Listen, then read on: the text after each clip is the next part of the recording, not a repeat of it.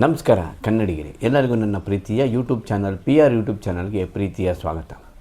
ಕನ್ನಡದ ಮಕ್ಕಳೆಲ್ಲ ಒಂದಾಗಿ ಬನ್ನಿ ಅಂತ ಹಾಡು ಇವತ್ತು ಅದು ನಿಜ ಆಗ್ತಾ ಇದೆ.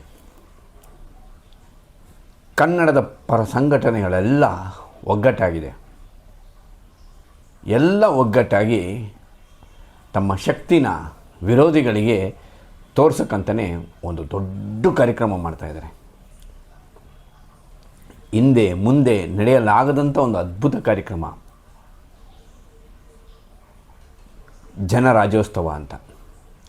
ಇದೇ 28ನೇ ತಾರೀಕು ಬೆಂಗಳೂರಿನ ಪ್ಯಾಲೇಸ್ ಗ್ರೌಂಡ್ ಗಾಯತ್ರಿ ವಿಹಾರದಲ್ಲಿ ಈ ಕಾರ್ಯಕ್ರಮ ನಡೆಯಲಿದೆ. ಕನ್ನಡಕ್ಕೆ ಒಂದು ದೊಡ್ಡ ಇತಿಹಾಸ ಇದೆ. ಸಾವಿರಾರು ವರ್ಷಗಳ ಇತಿಹಾಸ ಇರೋ ಈ ಕನ್ನಡನ ಇಲ್ಲಿವರೆಗೂ ಉಳಿಸ್ಕೊಂಬಂದಿರೋದು ಕನ್ನಡದ ಹೋರಾಟಗಾರರು. ಹಿಂದೆ ಮಹಾನ್ ಹೋರಾಟಗಾರರಿದ್ದರು. ಮಾ ರಾಮಮೂರ್ತಿಯವರು, ಆನಾ ಕೃಷ್ಣರಾಯರು, ಜಿ ನಾರಾಯಣ್ ಕುಮಾರ್ ಅವರು, ಹೀಗೆ ಕನ್ನಡದ ಮಹಾನ್ ಹೋರಾಟಗಾರರು, ಪ್ರಭಾಕರ್ ರೆಡ್ಡಿಯವರು, ಪಾಟೀಲ್ ಪುಟ್ಟಪ್ಪನವರು, ಹೀಗೆ ಕನ್ನಡದ ಮಹಾನ್ ಹೋರಾಟಗಾರರು. ಕ್ಷಮೆಯಲ್ಲಿ ನಾನು ಕೆಲವ್ರ ಹೆಸರು ಹೇಳೋಕ್ಕಾಗಿಲ್ಲ, ಯಾಕಂದರೆ ಎಲ್ಲರ ಸಾವಿರಾರು ಲಕ್ಷಾಂತರ ಜನ ಇದ್ದಾರೆ, ಅವ್ರ ಹೆಸರೆಲ್ಲ ಹೇಳ್ತಾ ಇದ್ದರೆ ಆಗಲ್ಲ ಅಂತಬಿಟ್ಟು ಕೆಲವು ವ್ಯಕ್ತಿಗಳು ಮಾತ್ರ ಹೆಸರನ್ನು ನಾನು ಹೇಳ್ತಾಯಿದ್ದೀನಿ. ಈ ಥರ ಆ ಮಹಾನ್ ವ್ಯಕ್ತಿಗಳು ಕಟ್ಟಿದಂಥ ನಾಡು ಈ ಕನ್ನಡ ನಾಡು. ಇವ್ರ ಹಿಂದೆ ನಮ್ಮ ರಾಜರು, ಮಹಾರಾಜರು, ಇಮ್ಮಡಿ ಪುಲಕೇಶಿ, ಕೃಷ್ಣದೇವರಾಯ, ಮಯೂರ ವರ್ಮ, ಹೀಗೆ ಹಲವಾರು ಶ್ರಮದಿಂದ ಹುಟ್ಟಿದಂಥ ಈ ನಾಡು ಇವತ್ತು ಸಮೃದ್ಧಿಯಾಗಿ ಬೆಳೆದಿದೆ. ಆದರೆ ಇಲ್ಲಿ ಬಂದು ಕೆಲವರು ಪರಭಾಷಿಕರು ತಮ್ಮ ಹಾವಳಿನ ಹೆಚ್ಚು ಮಾಡ್ತಾಯಿದ್ದಾರೆ. ಅವರು ಏನೇ ಹಾವಳಿ ಮಾಡ್ತಾಯಿದ್ರು ಅದಕ್ಕೆ ತಕ್ಕ ಉತ್ತರನ ಕನ್ನಡ ಪರ ಸಂಘಟನೆಗಳು ಕೊಡ್ತಾಯಿದ್ದಾರೆ. ಇವತ್ತು ಕರ್ನಾಟಕದಲ್ಲಿ ಕನ್ನಡ ಬದುಕಿದೆ ಅಂದರೆ ಕನ್ನಡ ಪರ ಸಂಘಟನೆಗಳಿಂದ ಮಾತ್ರ. ಒಬ್ಬ ವ್ಯಕ್ತಿ ಕನ್ನಡ ಪರ ಸಂಘಟನೆಯವನು ಒಂದು ಸಂಘ ಕಟ್ತಾನೆ. ಆ ಸಂಘ ಕಟ್ಟಿ ಅಲ್ಲಿ ಒಂದು ಕನ್ನಡದ ಕೆಲಸ ಮಾಡ್ತಾಯಿದ್ದಾನೆ ಅಂದ ತಕ್ಷಣ ಅವನ ರೋಲ್ ಕಾಲು, ಅವನು ದುಡ್ಡು ತಿಂತವನೇ ಅಂತೆಲ್ಲ ಮಾತಾಡ್ತಾರೆ. ಅದೇ ಸ್ವಾಮಿ, ಎಷ್ಟು ಜನ ಪರಭಾಷಿಕ ರಾಜಕೀಯ ವ್ಯಕ್ತಿಗಳು ನಮ್ಮ ರಾಜ್ಯದಲ್ಲಿ ಬಂದು ಎಷ್ಟು ಜನ ದುಡ್ಡು ತಿಂತಾಯಿಲ್ಲ. ನಾನು ಯಾರ ಹೆಸರು ಹೇಳಲ್ಲ. ಒಂದೊಂದು ಪಕ್ಷದಲ್ಲಿ ಪರಭಾಷಿಕರು ಎಷ್ಟು ಜನ ರಾಜಕೀಯ MLAಗಳಿದ್ದಾರೆ ಲೆಕ್ಕ ಹಾಕೊಳ್ಳಿ. ಅವ್ರು ಎಷ್ಟು ಕೋಟಿ ತಿಂತಾಯಿದ್ದಾರೆ. ಅವ್ರನ್ನ ಹೋಗಿ ಕೇಳೋಕ್ಕೆ ತಾಕತ್ತು ನಿಮಗಿಲ್ವಾ? ಯಾಕೆ? ಕನ್ನಡ ಪರ ಸಂಘಟನೆಗಳು ಕನ್ನಡದ ಕೆಲಸ ಮಾಡ್ತಾಯಿದ್ದಾನೆ, ಅವನೊಂದು 10 ರೂಪಾಯಿ ತಿಂದ ತಕ್ಷಣ ನಿಮಗೆ ಏನಪ್ಪ, ಇವನು ರೋಲ್ ಕಾಲ್ ಅನ್ನೋದು ಬಂದ್ಬಿಡುತ್ತಾ? ಇನ್ನು ಅದನ್ನೆಲ್ಲ ಬಿಟ್ಬಿಡಿ. ಯಾಕಂದರೆ ಕನ್ನಡದ ಪರ ಸಂಘಟನೆಗಳೆಲ್ಲ ಒಗ್ಗಟ್ಟಾಗಿದೆ. ನಮ್ಮ ಕನ್ನಡದ ಹೋರಾಟದ ಇತಿಹಾಸದಲ್ಲೇ ಹಿರಿಯರಾದಂಥ ವಾಟಾಳ್ ನಾಗರಾಜ್ ಅವರು ಕನ್ನಡದ ಹೋರಾಟಕ್ಕೆ ಒಂದು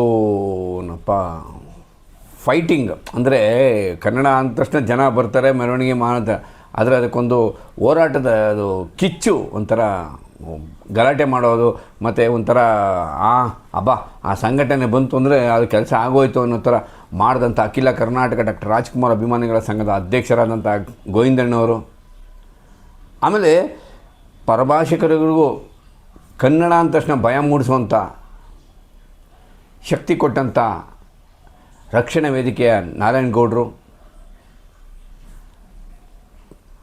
ಅದೇ ರಕ್ಷಣಾ ವೇದಿಕೆಯ ಪ್ರವೀಣ್ ಶೆಟ್ಟರು, ಮತ್ತು ನಮ್ಮ ರೂಪೇಶ್ ರಾಜಣ್ಣವರು, ಹಾಗೆ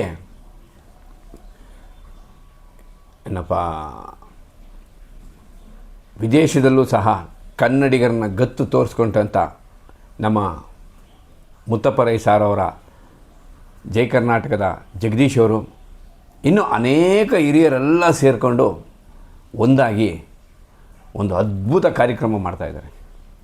ಇದು ಬರೀ ಕಾರ್ಯಕ್ರಮಕ್ಕೆ ಮಾತ್ರ ಸೀಮಿತ ಆಗಿಲ್ಲ ಈ ಒಗ್ಗಟ್ಟು. ಇನ್ನು ಮುಂದೆ ಕರ್ನಾಟಕಕ್ಕೆ ಏನೇ ತೊಂದರೆ ಆದರೂ ಇಷ್ಟು ಜನ ನಾಯಕರು ಮುಂದೆ ಬಂದು ನಿಂತ್ಕೊತಾರೆ, ಒಗ್ಗಟ್ಟಾಗಿ ನಿಂತ್ಕೊತಾರೆ. ಅವ್ರ ಹಿಂದೆ ಕನ್ನಡದ ಹಲವಾರು ಯುವಕರು ಕನ್ನಡದ ಶಕ್ತಿಯಾಗಿ ಅವ್ರ ಹಿಂದೆ ನಿಂತ್ಕೊತಾರೆ. ಇದೇ 28ನೇ ತಾರೀಕು ಭಾನುವಾರ ಪ್ಯಾಲೇಸ್ ಗ್ರೌಂಡ್ನಲ್ಲಿ ಈ ಅದ್ಭುತ ಕಾರ್ಯಕ್ರಮ ನಡೆಯುತ್ತೆ. ದಯವಿಟ್ಟು ಕನ್ನಡಿಗರೇ ನೀವೆಲ್ಲ ಬನ್ನಿ, ಈ ಕಾರ್ಯಕ್ರಮಕ್ಕೆ ಭಾಗವಹಿಸಿ, ನಿಮ್ಮ ಕನ್ನಡ ಅಭಿಮಾನವನ್ನು ಮೆರೆಸಿ. ನಾನಂತೂ ಅವತ್ತು ಮಧ್ಯಾಹ್ನದಿಂದನೇ ಅಲ್ಲಿರ್ತೀನಿ, ನೀವೆಲ್ಲ ಬಂದೇ ಬರ್ತೀರಾ ಅಂದ್ಕೊಂಡಿರ್ತೀನಿ. ಕನ್ನಡವನ್ನು ಕಟ್ಟುವ ಕೆಲಸ ಕನ್ನಡಿಗರಿಂದನೇ ಆಗಬೇಕು. ಈ ಎಲ್ಲ ಮಹನೀಯರು ಈ ಜನ ರಾಜ್ಯೋತ್ಸವ ಅಂತ ಕಾರ್ಯಕ್ರಮ ಮಾಡ್ತಾಯಿದ್ದಾರಲ್ಲ, ಅದು ಯಾರಿಗೆ ಐಡಿಯಾ ಉಳಿತೋ ಗೊತ್ತಿಲ್ಲ. ಆ ಐಡಿಯಾ ಉಳಿದು ಆ ಕಾರ್ಯಕ್ರಮ ಮಾಡೋಣ, ಎಲ್ಲ ಒಗ್ಗಟ್ಟಾಗೋಣ ಅಂತ ಶುರು ಮಾಡಿದಂಥವ್ರು ಅವ್ರು ಯಾರೋ ಅವ್ರಿಗೆ ಗೊತ್ತಿಲ್ಲ. ಅವ್ರಿಗಂತೂ ನನ್ನ ಕಡೆಯಿಂದ ಸಾಷ್ಟಾಂಗ ನಮಸ್ಕಾರಗಳು. ಯಾಕಂದರೆ ಎಲ್ಲ ಸಂಘಟನೆಗಳು ಒಂದೊಂದು ಥರ ಪ್ರತಿಭಟನೆಗಳು ಮಾಡಿಕೊಂಡು ಕನ್ನಡದ ಕಟ್ಟುವ ಕೆಲಸನ ಮಾಡ್ತಾಯಿತ್ತು, ಒಗ್ಗಟ್ಟಿದ್ದಿಲ್ಲ. ಆದರೆ ಈಗ ಒಗ್ಗಟ್ಟಾಗಿದೆ.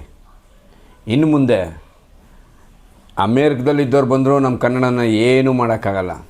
ಆ ಶಕ್ತಿ ಕನ್ನಡಿಗರಿಗೆ ಬಂದಿದೆ. ಈಗ ಕನ್ನಡಿಗರೇ ಎಲ್ಲರೂ ಈ ಕಾರ್ಯಕ್ರಮಕ್ಕೆ ಬನ್ನಿ, ಕಾರ್ಯಕ್ರಮನ ಅನುಭವಿಸಿ, ನೋಡಿ, ಆನಂದಿಸಿ. ಕನ್ನಡ ಪರ ಸಂಘಟನೆಗಳಿಗೆ ನಿಮ್ಮ ಬೆಂಬಲ ಕೊಡಿ. ನೀವು ಬೆಂಬಲ ಕೊಟ್ಟರೆ ನಿಮ್ಮನ್ನು ಕಾಯುವ ಕೆಲಸ ಕನ್ನಡ ಪರ ಸಂಘಟನೆಗಳು ಮಾಡ್ತಾರೆ. ಸಿರಿಗನ್ನಡಂ ಗೆಲ್ಗೆ, ಸಿರಿಗನ್ನಡಂ ಬಾಳ್ಗೆ. ಜೈ ಕರ್ನಾಟಕ ಮಾತೆ. ನಮಸ್ಕಾರ.